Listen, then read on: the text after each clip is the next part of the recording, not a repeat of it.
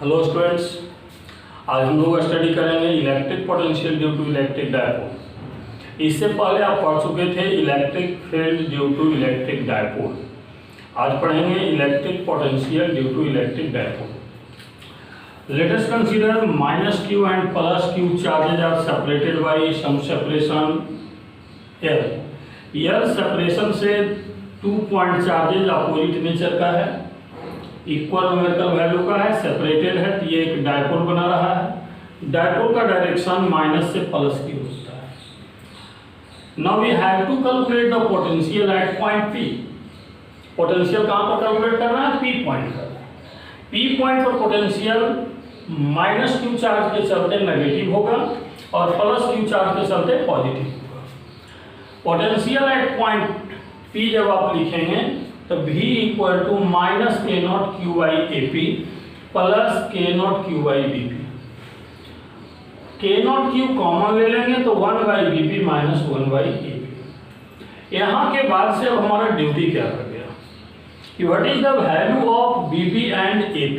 Problem में ना तो AP दिया हुआ है ना तो BP दिया हुआ है, लेकिन एक बात जो हम लोग अक्सर यूज करते हैं कि ये सेपरेशन, ये डिस्टेंस r के कंपैरिजन में काफी कम होता है।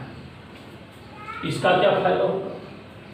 अगर इसके कंपैरिजन में ये डिस्टेंस काफी कम है, मतलब ये दोनों लाइन के बीच का सेपरेशन बहुत कम होगा, मतलब ये दोनों लाइन काफी करीब होगा। अब देखिए, ये लाइन आपको बड़ा दिख रहा होगा, ये लाइन छोटा, लेकिन अगर थोड़ा सा आगे बढ़ा दे तो अब दोनों लाइन आपको इक्वल दिखने लगा होगा। अब ऐसा लग रहा होगा कि AP और MP अप्रॉक्सीमेटली क्या है? इक्वल है। अप्रॉक्सीमेटली इक्वल है, रियल में इक्वल नहीं है। हमने क्या किया, A से यहाँ पर परपेंडिकुलर बना दिया तो AP और MP इक्वल लगने लगा, और वही काम करेंगे B से यहाँ पर परपेंडिकुलर लगा देंगे तो यहाँ पर PN and PB approximately equal होगा, मतलब BP approximately equal to NP। लेकिन जिस समय आप बात कर रहे थे MP का जब बात कर रहे थे तो ये OM प्लस OP था, OM प्लस OP था। OP का वैल्यू R है और OM का वैल्यू L/2 cos थीटा। अब इसको समझिए कि L/2 cos थीटा आपने कैसे लिखा है। ये L/2 है, ये वैल्यू निकालना है, तो ये L/2 है तो बेस के साइड में L/cos थीटा होता है, cos थीटा का कंपोनेंट होता है L/2 cos थीटा। अब परपेंडिकुलर के साइड में L/2 sin थीटा, लेकिन हमें ये नहीं कैलकुलेट करना, ये कैलकुलेट करना, इसलिए L/2 cos थीटा। जो इस ट्रायंगल में होगा वही इस ट्रायंगल में होगा। L/2 का कंपोनेंट OM होगा L/2 cos थीटा। तो अब देखिए, AP का value R plus L/2 cos theta हो गया, और जब BP आप कैलकुलेट करेंगे तो BP approximately equal to NP हो गया, और NP equal to OP minus OM equal to R minus L/2 cos theta. अब यहाँ से देखिए कि AP और BP आपको मालूम है, तो यहाँ पर आप पुटअप कर लीजिए। यहाँ पर जब हमने पुटअप किया उसके बाद LCM लिया, LCM में A minus B A plus B A² minus B² का फॉर्मेट आ गया। इसको यहाँ पर पुटअप कीजिए, जो कैंसिल होता है कैंसिल आउट कीजिए, जो रिमेनिंग रिजल्ट है L/2 cos theta L/2 cos theta L cos theta. Charge into separation dipole moment होता है, तो ये k0p cos थीटा, और इसके रेस्पेक्ट में ये नेग्लिजिबल होगा, वही बात यहाँ दिखलाएंगे, L much less than R, तो R² minus L²/4 cos² theta approximately equal to R²। तो यहाँ पर हमने R² पुट किया, इसको नेग्लिजिबल कंसीडर कर लिया, V equal to k0p cos θ/R², या इसी को लिख सकते हैं P cos θ/4πε0R²। 12th के एग्जाम के लिए इसका प्रूफ काफी इंपॉर्टेंट होता है, बट इसका जो रिजल्ट आया वो न्यूमेरिकल ऑब्जेक्टिव के लिए इंपॉर्टेंट होता है। तो अभी जनरल फार्मूला हमने जो डिराइव किया है पोटेंशियल ड्यू टू डायपोल के लिए, वह P cos θ/4πε0R²। लेकिन यह स्टैंडर्ड रिजल्ट को अगर कुछ स्पेशल केसेज के पॉइंट ऑफ व्यू में यूज करें, like for perpendicular bisector position. Perpendicular bisector position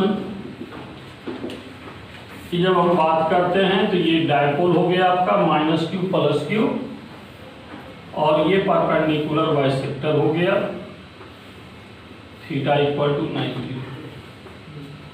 तो -q + q थीटा = 90 डिग्री है। अब यहां से आप देखें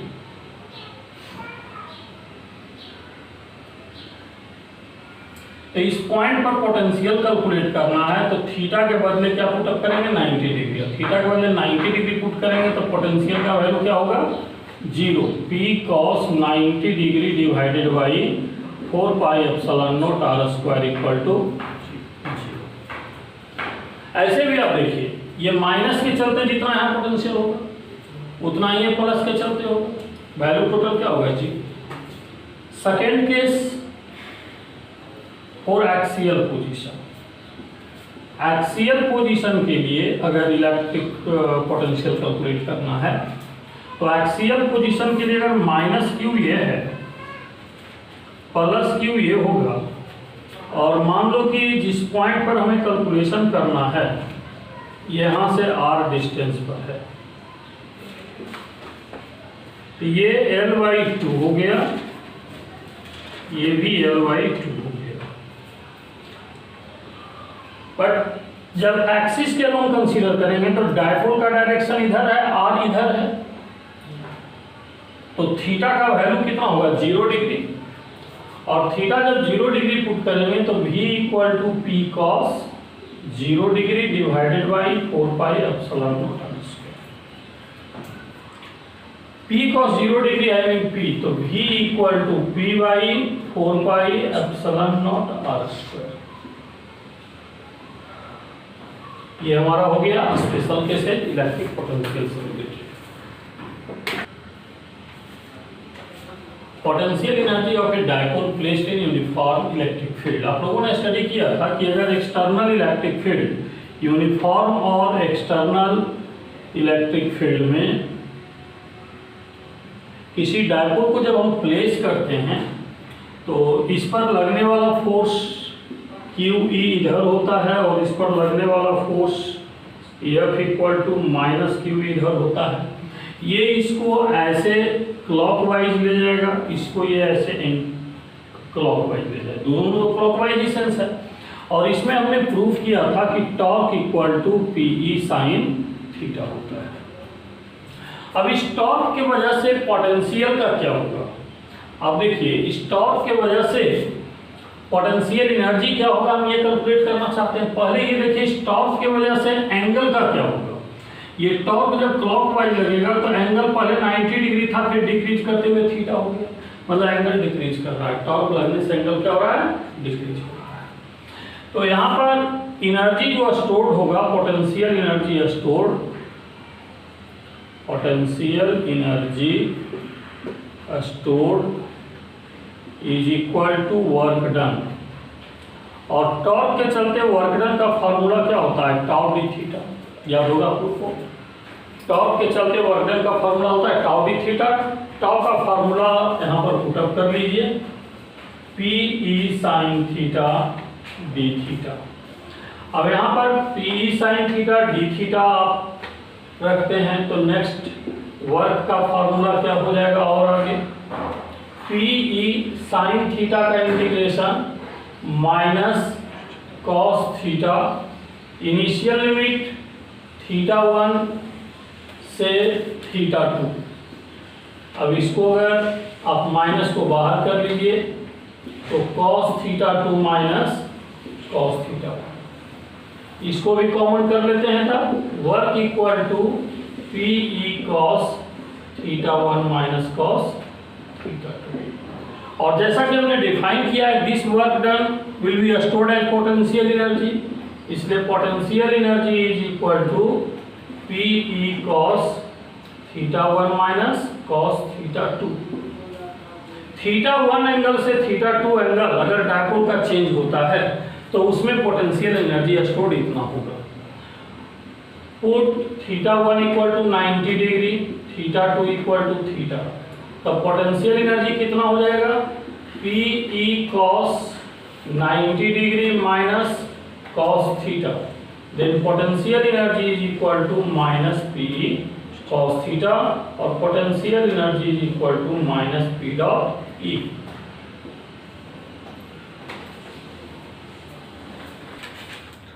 डायपोल डायपोल इंटरेक्शन, मान लो कि दो डायपोल है, एक दूसरे के नजदीक में रखा हुआ है, जैसे डायपोल P2 डायपोल P1 ए पॉइंट पर रखा हुआ है, P2 बी पॉइंट पर रखा हुआ है, दोनों के बीच का सेपरेशन r है। We have to calculate the interaction, I mean either attraction और रिपल्शन। तो अट्रैक्शन और रिपल्शन कैलकुलेट करने के लिए हम लोग ये डिसाइड करते हैं कि P2 P1 के इलेक्ट्रिक फील्ड में होगा और P1 P2 के इलेक्ट्रिक फील्ड में होगा।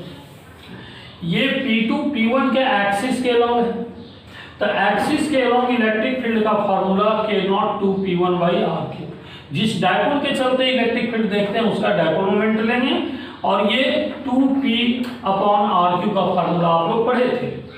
तो अगर E1 का वैल्यू ये हो रहा है तो यहाँ पर जो लगने वाला फोर्स है हमको ये कैलकुलेट करना है, बट डायरेक्ट फोर्स का कोई फार्मूला हमारे पास अवेलेबल नहीं है, लेकिन पोटेंशियल एनर्जी का फार्मूला है। अभी अभी आपने पढ़ा था potential energy is equal to minus P2। Hello students, case first में हम लोग इस पॉइंट तक डिस्कस कर चुके थे और इससे आगे बढ़ रहे थे। 5 मिनट के लिए क्लास का इंटरवल देना पड़ा था। 5 मिनट के बाद आगे फिर से उन्हीं बातों को थोड़ा सा बैक होकर डिस्कस करते हुए चलते हैं। आप लोग देख लें तो इलेक्ट्रिक फील्ड का फार्मूला E1 K0(2P1/r3) हमने बताया था। शायद किसी किसी के कॉपी में r² लिखा हुआ था, चेक कर लीजिए, अगर ऐसा है तो इसको r³ कर लीजिए। E1 = K0(2P1/r3)। ये electric field due to electric dipole along the axial position. आपने पढ़ा था कि एक्सियल पोजीशन, डायपोल के एक्सियल पोजीशन पर इलेक्ट्रिक फील्ड का वैल्यू का फार्मूला अलग होता है, परपेंडिकुलर बाइसेक्टर पर अलग होता है, किसी गिवन एंगल थीटा पर अलग होता है। यहाँ एक्सिस के अलोंग था तो एक्सियल पोजीशन पर ये फार्मूला हमने यूज किया है। Potential energy equal to minus P dot E, तो पी डायपोल जिसका पोटेंशियल एनर्जी देख रहे हैं P2 है, और जिस इलेक्ट्रिक फील्ड में है वो E1 है। यहाँ पर दोनों के बीच का एंगल 0 डिग्री है, तो minus P2 E1 cos 0 degree, तो माइनस P2 K0(2P1/r²। तो ये पोटेंशियल एनर्जी का जो फार्मूला हमने लिखा है minus P2 K0(2P1/r², then U = minus K0 या 2 K0(P1P2/r²। ये पोटेंशियल एनर्जी नेगेटिव है। हमने क्या कहा था, नेगेटिव पोटेंशियल एनर्जी का मतलब होता है अट्रैक्टिव नेचर का फोर्स होगा। नेगेटिव पोटेंशियल एनर्जी का मतलब क्या है, अट्रैक्टिव नेचर का पोटेंशियल फोर्स होगा, अट्रैक्टिव फोर्स। इसका मतलब क्या है, डायपोल 1 और डायपोल 2 के बीच अट्रैक्टिव इंट्रैक्शन होगा। कैसा इंट्रैक्शन होगा, अट्रैक्टिव होगा, दोनों ही डायपोल एक दूसरे को अट्रैक्ट करेगा। अब अट्रैक्ट करेगा तो what is the magnitude of force, कितने फोर्स से अट्रैक्ट करेगा, वी हैव टू कैलकुलेट। कैसे हम लोग कैलकुलेट करेंगे, पोटेंशियल एनर्जी जब गिवन होता है तो आप लोग पढ़े होंगे force equal to minus du/dr होता है। तो U का वैल्यू जब गिवन है तो यहाँ से force of interaction minus du/dr करेंगे, माइनस du/dr करेंगे। U का वैल्यू यहाँ पर पुटअप कीजिए, डिफरेंशिएशन करने के बाद देखिए जो रिजल्ट आएगा वही हमारा आंसर होगा। आधे मिनट के लिए टाइम दिया, डिफरेंशिएट करके बताइए क्या आएगा। चलिए, तो आप लोगों ने जो डिफरेंशिएशन किया है और कुछ स्टूडेंट के द्वारा जो बताया गया पीछे कहीं पर करेक्शन करना था, ये r³ के बाद यहाँ पर देखिए r³ करेक्शन करके हमने लिखा है, r² लिखा हुआ था, क्योंकि शुरू से ही r² यहाँ पर लिखा जा रहा है जो गलत है। डायपोल के इलेक्ट्रिक फील्ड में r का पावर क्यूब, यहाँ भी क्यूब, यहाँ भी क्यूब। तो यहाँ पर 1/r³ कांस्टेंट को बाहर हमने कर लिया, इसका डिफरेंशिएशन करेंगे माइनस 3/r का पावर 4, तो ये हो गया -6 K0 P1 P2 upon R का पावर 4। ये मैंने कहा था कि पोटेंशियल एनर्जी का नेगेटिव साइन ये बताता है कि अट्रैक्टिव नेचर का फोर्स होगा। ये फोर्स नहीं है, ये एनर्जी हमने कैलकुलेट किया है। अब गलती से मत समझेंगे कि ये फोर्स है, ये एनर्जी का कैलकुलेशन है, बट ये इस एनर्जी से जो फोर्स आएगा वो अट्रैक्टिव नेचर का आएगा, क्योंकि हमने बताया था कि नेगेटिव पोटेंशियल एनर्जी मतलब अट्रैक्टिव फोर्स होता है। और फोर्स का आंसर हमारा ये होगा। जैसे हमने देखा कि डायपोल अगर पैरेलल डायरेक्शन में रखा हुआ है तब ये रिजल्ट है, लेकिन अब इससे उल्टा हमें सोचना है कि अगर दोनों में से एक डायपोल, केस फर्स्ट जैसे आपने देखा, केस सेकंड इसी तरीके से देखते हैं कि अगर मान लो दो डायपोल इस तरीके से रखा हुआ है, देखिए तो ये भी तरीका में दोनों डायपोल एक दूसरे से पैरेलल ही आपको दिख रहा होगा, दिख रहा है ना? ये डायपोल दोनों एक दूसरे से पैरेलल हैं। लेकिन अब यहाँ से r डिस्टेंस पर जब लिखेंगे तो इस डायपोल मोमेंट का डायरेक्शन इधर है और इसके चलते इलेक्ट्रिक फील्ड जो है उसका डायरेक्शन किधर होगा, इसके चलते इलेक्ट्रिक फील्ड का डायरेक्शन इधर होगा। सही से आप लोग सोच लीजिए, तो क्या मैंने बताया था, परपेंडिकुलर बाइसेक्टर का ये पोजीशन हो जाएगा ना। वो क्या था, ऐसे जब था कि ये एक्सियल पोजीशन था, बट ये परपेंडिकुलर बाइसेक्टर है। आप याद कीजिए कि परपेंडिकुलर बाइसेक्टर में आपने पढ़ा था कि अगर -q और +q है तो ये डायपोल का डायरेक्शन इधर है, तो परपेंडिकुलर बाइसेक्टर में इलेक्ट्रिक फील्ड का डायरेक्शन इससे अपोजिट था। ये रिमाइंड हो गया आप लोग का। इसका मतलब क्या है कि परपेंडिकुलर बाइसेक्टर पर इलेक्ट्रिक फील्ड का डायरेक्शन डायपोल से अपोजिट होता है। तो यहाँ पर आप देखिए कि डायपोल इधर है, तो इसके चलते इलेक्ट्रिक फील्ड, ये डायपोल का डायरेक्शन किधर है, इधर की ओर है, और हमें कैलकुलेट करना है यहाँ पर, जो कि परपेंडिकुलर बाइसेक्टर इसका होगा। तो परपेंडिकुलर पोजीशन पर जब इलेक्ट्रिक फील्ड कैलकुलेट करेंगे तो इस डायपोल के डायरेक्शन से अपोजिट होगा, कि डायपोल का डायरेक्शन ऊपर की ओर है तो इसका इलेक्ट्रिक फील्ड इधर की ओर, और ये E1 है। और E1 का वैल्यू परपेंडिकुलर बाइसेक्टर पोजीशन के लिए आपने पढ़ा था K0 P/R3, एक्सियल के लिए होता है K0 2P1/R3 और इसके लिए K0 P1/R3। अब इसके बाद आपको क्या करना होगा, जैसे आपने E1 कैलकुलेट किया तो E1 कैलकुलेट करने के बाद आप पोटेंशियल एनर्जी लिखेंगे, पोटेंशियल एनर्जी लिखने के बाद डिफरेंशिएशन करेंगे, फिर फोर्स मिलेगा। जैसे केस फर्स्ट हमने डिस्कस किया तो वैसे ही केस सेकेंड। तो 2 मिनट का टाइम दिया, आप लोग खुद कीजिए, इसके बाद इसको हम डिस्कस करते हैं। चलिए, तो आप लोगों ने 2 मिनट में जो कैलकुलेशन किया है उस कैलकुलेशन के बाद अब हम कैलकुलेशन कर रहे हैं, आप लोग चेक कर लीजिए कि आप लोग का कैलकुलेशन सही है या नहीं है। यहाँ E1 जब हमने लिखा वहाँ P2 है, तो पोटेंशियल एनर्जी का value minus P2 into E1 into cos 180 degree, यही लिखा होगा आप लोगों ने भी। क्योंकि दो वेक्टर एंटी पैरेलल होता है, एंगल 180 डिग्री होता है, ये cos 180 डिग्री माइनस होगा, तो minus minus plus P2 E1। तो पोटेंशियल एनर्जी का वैल्यू P2 E1। अब P2 E1 हो गया, तो E1 का वैल्यू वहां पर पुटअप कर लेते हैं, तो P2 K0 P1/R3। अब यहां से देखिए ये पोटेंशियल एनर्जी पॉजिटिव आ रहा है। पॉजिटिव पोटेंशियल एनर्जी का मतलब बताए थे रिपल्सिव नेचर का फोर्स होगा। फोर्स का वैल्यू कैसे कैलकुलेट करेंगे, -du/dr। आप लोग भी अपना चेक करके चलिए, कैलकुलेशन में कहीं प्रॉब्लम लगेगा आप लोग जरूर बताएंगे। -K0 P1 P2 differentiation of 1/R3 with respect to r, then final result -K0 P1 P2 R3 का डिफरेंशिएशन 1/R3 का डिफरेंशिएशन -3/R का पावर 4। अब देखिए एक माइनस है यहाँ, एक माइनस है यहाँ, ये प्लस हो जाएगा। F = 3 K0 P1 P2/R का पावर 4। पिछला जो डिस्कशन था उसमें भी force directly proportional to 1/r का पावर 4 है, और इसमें भी force directly proportional to 1/r का पावर 4 है। बट वहां पर अट्रैक्टिव नेचर का फोर्स था और यहाँ पर रिपल्सिव नेचर का फोर्स होगा, रिपल्सिव नेचर ऑफ फोर्स। जैसे case first and case second हमने डिस्कस किया, उस तरीके से बहुत सारे केसेज और भी हो सकते हैं। एक दो केसेज आप खुद भी डिस्कस करें, जस्ट हम उसको हिंट दे रहे हैं, आप करके देखिए। जैसे अभी केस 2 जो आपने डिस्कस किया है, उसी को केस थर्ड आप करेंगे। तो ये दोनों डायपोल इस पोजीशन में पैरेलल था, और ये दोनों डायपोल को अगर एंटी पैरेलल कर दिया जाए तो क्या फर्क पड़ेगा?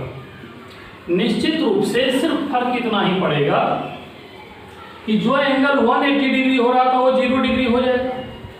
मतलब जो साइन एफ में पॉजिटिव आया है वो नेगेटिव आ जाएगा। मतलब हम चाहें तो डायरेक्टली, आप चाहें तो घर पर कैलकुलेशन करके देख लेंगे, बट यहाँ पर हम डायरेक्टली यूज कर रहे हैं कि इसका रिजल्ट और इसका रिजल्ट में फर्क क्या है, दोनों डायपोल का डायरेक्शन से रिलेटेड। यहाँ पर P2 और E1 के बीच का एंगल 180 डिग्री है, वहाँ पर 0 डिग्री हो जाएगा, क्योंकि इसके चलते इलेक्ट्रिक फील्ड का जो डायरेक्शन नहीं रहेगा। और फोर्स जब कैलकुलेट करेंगे तो 3k0 P1 P2/r का पावर 4 हो जाएगा। लेकिन फर्क हमने क्या आपको समझाया कि उसमें अगर पॉजिटिव साइन आ रहा है तो इसमें नेगेटिव साइन आएगा। तो यहाँ पर दो डायपोल सेम डायरेक्शन में है तो रिपल्सिव नेचर ऑफ फोर्स है, और यहाँ पर दो डायपोल अपोजिट डायरेक्शन में है तो अट्रैक्टिव नेचर ऑफ फोर्स होगा। जैसे आपने केस सेकेंड के ही पैटर्न पर केस थर्ड देखा, ठीक उसी तरीके से केस 4 ये आप डिस्कस कर सकते हैं। एक डायपोल ये है और दूसरा डायपोल ये है, दोनों एक दूसरे से अपोजिट रखा गया है। देखिए क्या फर्क पड़ेगा। केस 4 केस फर्स्ट के बेसिस पर है। केस फर्स्ट में क्या था, ये दोनों पैरेलल डायरेक्शन में था, तब फोर्स का वैल्यू क्या आया था, नेगेटिव था कि पॉजिटिव? देखिए नेगेटिव था, तो यहाँ पर फोर्स का वैल्यू आया था -6 k0 P1 P2/r का पावर 4। लेकिन वहां पर दोनों सेम डायरेक्शन में था, यहाँ दोनों अपोजिट डायरेक्शन में, तो वहां माइनस आ रहा था तो यहाँ क्या आएगा, प्लस आएगा, एक साइन का चेंज होगा। लेकिन केस थर्ड और केस 4 घर पर जाकर आप फिर से डिटेल करके खुद देखिएगा। मैंने उस केस के आधार पर आपको होमवर्क कर दिया, उसी के पैटर्न पर आप सोच लें। और यहाँ पर पॉजिटिव साइन ये बताएगा कि repulsive nature of force.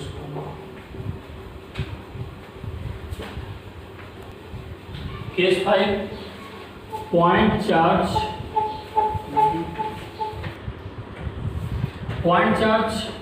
And dipole interaction.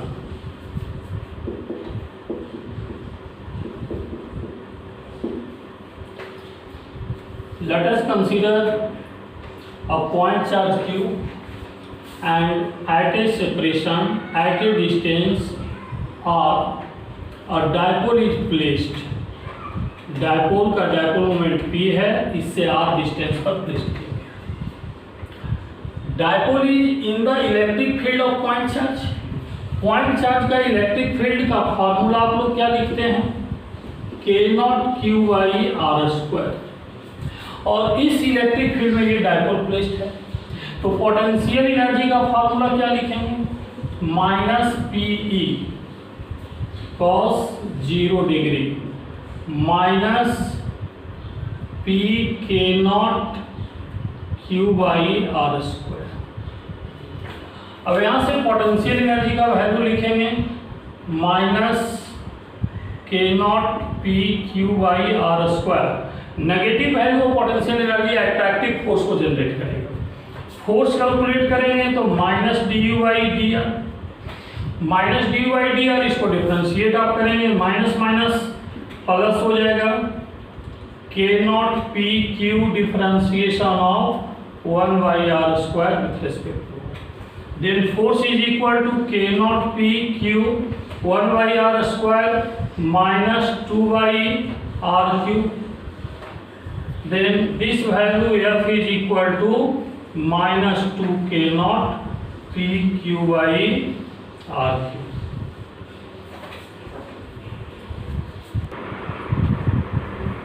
चलिए, तो डायपोल का जो थ्योरी हमने स्टडी किया, अब उससे रिलेटेड कुछ न्यूमेरिकल एग्जांपल देखते हैं। Example number first, on the basis of energy of dipole explain and describe the position of stable and unstable equilibrium.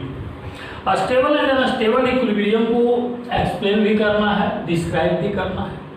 सबसे पहली बात तो आप ये समझते होंगे, पोटेंशियल एनर्जी से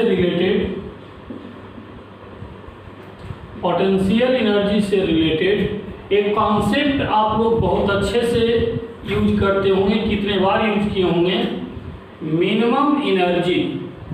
याद है ये statement, minimum energy maximum stability, minimum energy maximum stability and maximum energy minimum stability. Minimum stability का सेंस क्या है? Unstable.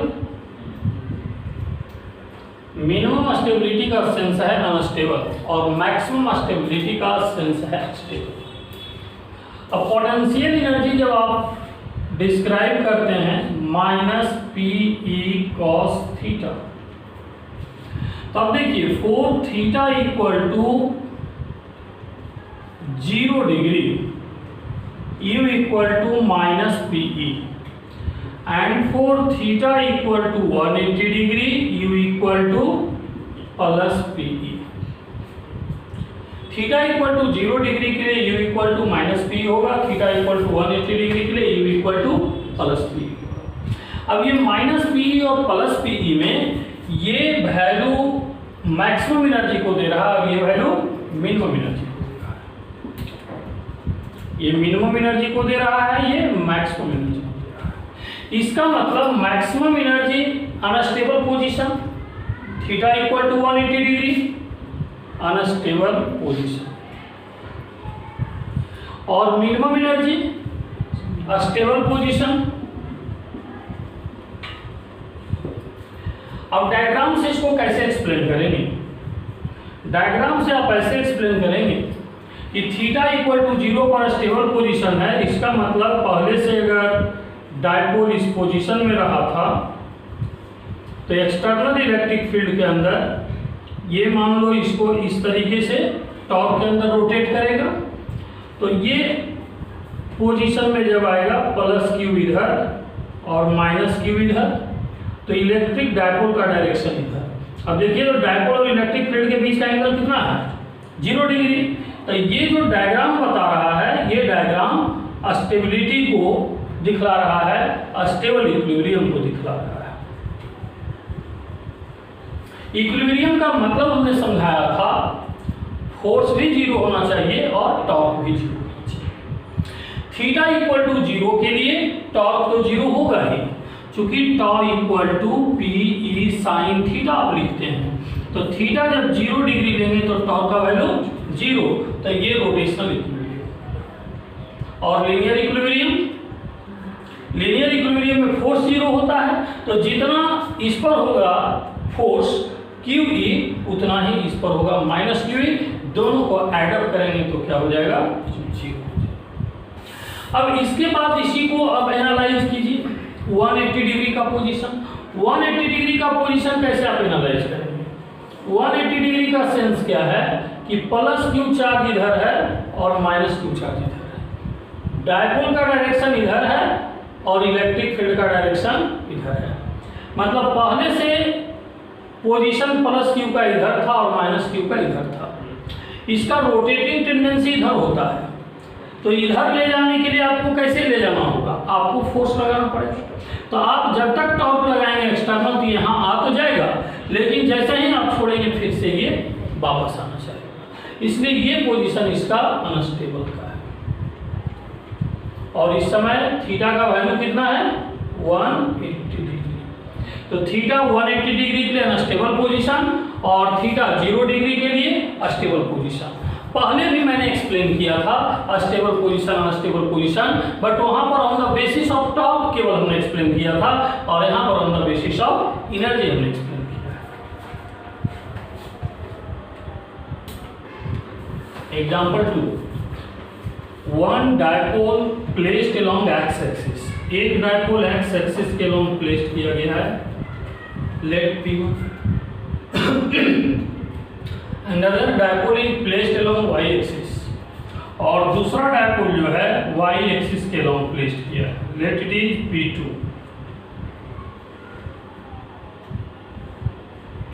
Point of intersection is origin. दोनों डायपोल का जो पॉइंट ऑफ इंटरसेक्शन है ये ऑरिजिन है। Given that P1 equal to P0 and P2 equal to 2P0, find electric potential at point R0।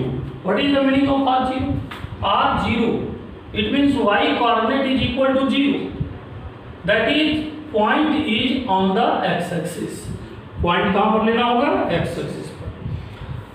let this point is origin and this point is A, having the coordinate value R0, it means यहाँ से यहाँ तक का value R। अब एक point पर potential P1 के चलते भी होगा और P2 के चलते भी होगा। पोटेंशियल स्केलर वैल्यू होता है, इसलिए टोटल पोटेंशियल 1 का और 2 का पोटेंशियल को ऐड कर देंगे। तो total potential at point A equal to V1 plus V2। जब आप V1 की बात करते हैं तो इस डायपोल से ये एक्सियल पोजीशन पर है।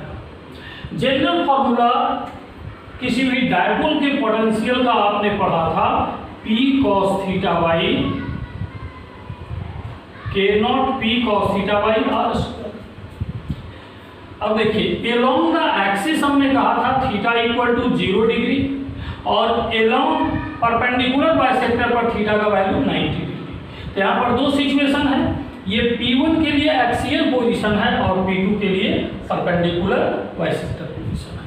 तो जब V1 हम लोग लिखेंगे तो V1 का वैल्यू एक्सियल के फार्मूला से आएगा और V2 का वैल्यू परपेंडिकुलर बाइसेक्टर के फार्मूला से आएगा। और एक्सियल के लिए फार्मूला हम लोग लिखेंगे K0 P/R स्क्वायर और परपेंडिकुलर बाइसेक्टर के लिए हम लोग फार्मूला लिखेंगे 0। याद है? अब देखिए V1 किसके वजह से? P1 के वजह से, तो K0 P1/R स्क्वायर प्लस 0। तो एक पॉइंट पर potential only due to dipole 1 होगा, डायपोल 2 का कोई रोल नहीं है। अब P1 का वैल्यू प्रॉब्लम में P0 दे रखा है, इसलिए K0 P0/R स्क्वायर, या हो सकता है इसी को लिखा जा सकता है 1/4πε0, तो P0/4πε0 R स्क्वायर, ये हमारा आंसर हो गया। एग्जाम्पल 3, एग्जाम्पल 2 ही लग रहा होगा, थोड़ा सा चेंज कहाँ ये देखिए। Find electric field at point R0। वहाँ पर इलेक्ट्रिक पोटेंशियल पूछा गया था, यहाँ पर electric field. What is the difference between potential and field? Potential is the scalar and field is the vector. तो यहाँ पर जब फार्मूला हम यूज करेंगे तो इलेक्ट्रिक फील्ड का करेंगे। दूसरा इलेक्ट्रिक फील्ड वेक्टर क्वांटिटी होता है, तो डायरेक्शन के अकॉर्डिंग यहाँ पर रिजल्ट डिफरेंट होगा। वहाँ से जैसे P1 का इलेक्ट्रिक फील्ड हमको लिखना है, तो P1 के लिए ये पॉइंट एक्सियल पोजीशन है, एक्सियल पोजीशन के अलोंग इलेक्ट्रिक फील्ड E1 लिखे। और P2 के लिए ये क्या है? Perpendicular bisector position. Perpendicular bisector position में हमने आपको समझाया था कि डायपोल के डायरेक्शन से अपोजिट डायरेक्शन में इलेक्ट्रिक फील्ड होता है। यहाँ डायपोल का डायरेक्शन इधर है, तो इलेक्ट्रिक फील्ड E2 का डायरेक्शन इधर हो जाएगा। Along the axis, formula of electric field due to dipole is K0 to P1/R cube। और ये इधर की ओर ये वैल्यू क्या हो जाएगा, K0 P2/R3। अब जैसा कि प्रॉब्लम में दिया हुआ है P1 का वैल्यू P0 और इसका वैल्यू 2P0, तो ये P0 पुट करेंगे तो 2K0 P0/R3 हो जाएगा, और ये क्या हो जाएगा, P2 का वैल्यू 2K P0/R3। अब यहाँ से देखिए E1 और E2 का वैल्यू हमने लिख तो दिया, बट दोनों क्या है, परपेंडिकुलर, और दोनों एक दूसरे से 90 डिग्री पर होने की वजह से नेट इलेक्ट्रिक फील्ड कितना हो जाएगा, E1² प्लस E2², और दोनों इक्वल वैल्यू है, तो इक्वल वैल्यू का पुटअप यहाँ करोगे तो √2 into any one value E1 या √2 इंटू E2, क्यों, तो यहाँ पर E1 और E2 इक्वल है, तो final result √2 into 2√2 K0 P0/R3, वही हमारा answer. Example 4, oscillation of dipole in electric field. अब डायपोल इलेक्ट्रिक फील्ड में ऑसिलेट करेगा, ये कैसे, आप कंसीडर कीजिए कि एक लाइट रॉड है, मान लिया ये पेन जो है, मार्कर है, इसको एक लाइट रॉड ले लें। लाइट रॉड मतलब इसको मासलेस सोचिए, एक चार्ज यहाँ पर है, दूसरा चार्ज यहाँ पर है। अब मान लो कि कोई एक्सटर्नल इलेक्ट्रिक फील्ड ई हमने कंसीडर किया, और इस एक्सटर्नल इलेक्ट्रिक फील्ड में जैसा कि स्टार्टिंग पोजीशन डायपोल का इस तरीके से दिखलाते थे, +Q एंड -Q, तो +Q एंड -Q हमने ये सिचुएशन दिखलाया।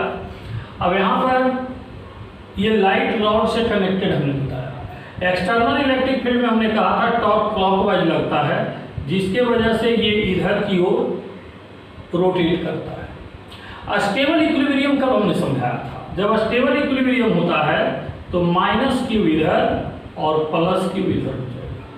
मतलब ऐसा होगा कि जैसे लाइट रॉड ये हो गया, और ये वन एंड का चार्ज -Q और अदर एंड का चार्ज +Q, और डायपोल का डायरेक्शन ये हो गया,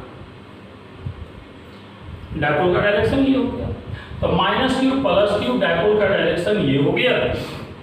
अब यहां से आप देखें तो ऑसिलेशन क्यों करेगा, अब ये स्टेबल पोजीशन में है कि अपने आप तो ऑसिलेट करेगा नहीं, लेकिन आप कंसीडर करो कि अगर ये ऐसे रखा हुआ है तो इसका रोटेटिंग टेंडेंसी तो क्लॉकवाइज था, जहां तक जाना था चला है।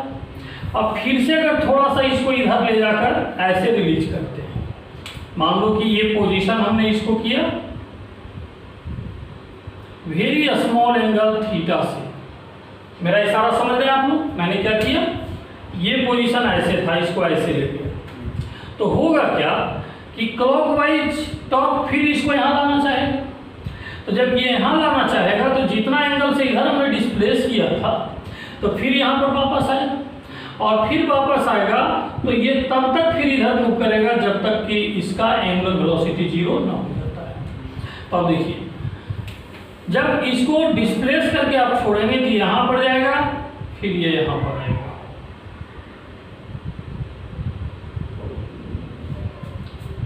अब ये पॉजिटिव डायरेक्शन में और ये नेगेटिव डायरेक्शन में है। अब यहाँ से पॉजिटिव नेगेटिव डायरेक्शन में जितना थीटा इधर उतना थीटा इधर, और थीटा का वैल्यू बहुत ज़्यादा नहीं होगा, वेरी स्मॉल होगा। हम बार बार आपको क्या बता रहे हैं, थीटा इज वेरी स्मॉल, और अगर थीटा वेरी स्मॉल एंगल है तो ऐसे सिचुएशन में टॉर्क का वैल्यू आप यहाँ पर क्या लिखते हैं, PE sin थीटा, और टॉर्क लगने से थीटा डिक्रीज करता है, क्योंकि ओरिजिनल एंगल जो हम लोग कंसीडर करते थे, आपको याद है ऐसे लेते थे, नहीं, टॉर्क लगने से एंगल डिक्रीज करता है, इसलिए यहाँ पर आप नेगेटिव साइन ऐड कर सकते हैं, माइनस साइन। अब यहाँ से वेरी स्मॉल एंगल के लिए हम लोग क्या लिखेंगे, -P sin थीटा के बदले theta, various moment. Torque equal to I alpha होता है, रोटेशन पढ़े होंगे, याद होगा ये सब। जहां पर अल्फा क्या है, एंगुलर एक्सेलरेशन, और आई क्या है, मोमेंट ऑफ इनर्शिया।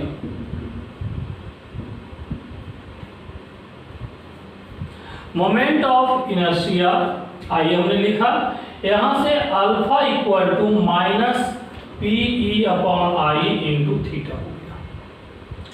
अब देखिए दो तरह का सिंपल हार्मोनिक मोशन पढ़े थे, angular SHM and linear SHM. हम थोड़ा सा रिमाइंड करवा देते हैं आप लोग को, अगर पहले पढ़कर भुला दिए हैं। तो लीनियर एसएचएम में A equal to minus omega square X होता था, ये लीनियर एक्सेलरेशन, लीनियर डिस्प्लेसमेंट था। और एंगुलर एसएचएम में alpha equal to minus omega square theta होता था, ये एंगुलर डिस्प्लेसमेंट हो गया, ये एंगुलर एक्सेलरेशन हो गया। तो एक लीनियर एसएचएम का फॉर्मेट ये है और एंगुलर एसएचएम का फॉर्मेट ये है। ये देखिए तो कौन सा फॉर्मेट पर फिट हो रहा है, अल्फा है लेफ्ट साइड, थीटा है राइट साइड, इसका मतलब ओमेगा स्क्वायर के बदले माइनस पीई बाई आई है, माइनस ओमेगा स्क्वायर के बदले माइनस पीई अपॉन आई है। तो इसको एसएचएम से कंपेयर करेंगे तो ये ओमेगा स्क्वायर का वैल्यू है, इसका वैल्यू है ओमेगा स्क्वायर का। तो alpha equal to minus omega square theta, और ये ओमेगा किसके बदले ले रहे हैं, square root PE upon I के बदले, omega equal to square root PE upon I. तो यहाँ पर omega equal to square root P upon I हो गया, तो ये एंगुलर फ्रीक्वेंसी हो गया, और time period equal to 2 pi upon omega. क्योंकि देखिए प्रॉब्लम में क्या पूछा गया है, find time period of oscillation. तो 2 पाई अपॉन ओमेगा 2 पाई, और ओमेगा का वैल्यू ये पुटअप आप कर दीजिए, पीई अपॉन आई, तो ये आई ऊपर चला गया, time period 2 pi square root I upon PE. तो टाइम पीरियड का ये value 2 pi square root I upon PE.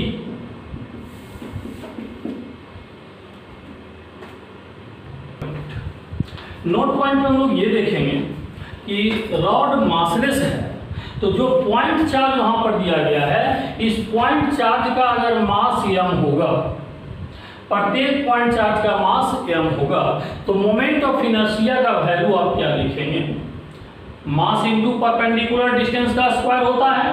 तो परपेंडिकुलर डिस्टेंस सेंटर के अबाउट रोटेट करेगा, तो सेंटर से डिस्टेंस कितना होगा, L/2 तो ml स्क्वायर बाई। अब मोमेंट ऑफ इनर्शिया, मास दिया हुआ रहेगा, लेंथ दिया रहेगा, तो इसके टर्म में यहाँ पर पुटअप करेंगे तो ऑब्जेक्टिव का ऑप्शन चेंज हो जाएगा। तो जब न्यूमेरिकल ऑब्जेक्टिव पूछता है तो 4 में से एक ऑप्शन डायरेक्ट ये भी देता है, लेकिन कभी कभी क्या है, मास दिया हुआ रहता है, लेंथ दिया हुआ रहता है, तो 4 में से एक ऑप्शन जो चेंज होगा उसमें आई का वैल्यू आप इतना पुटअप करेंगे।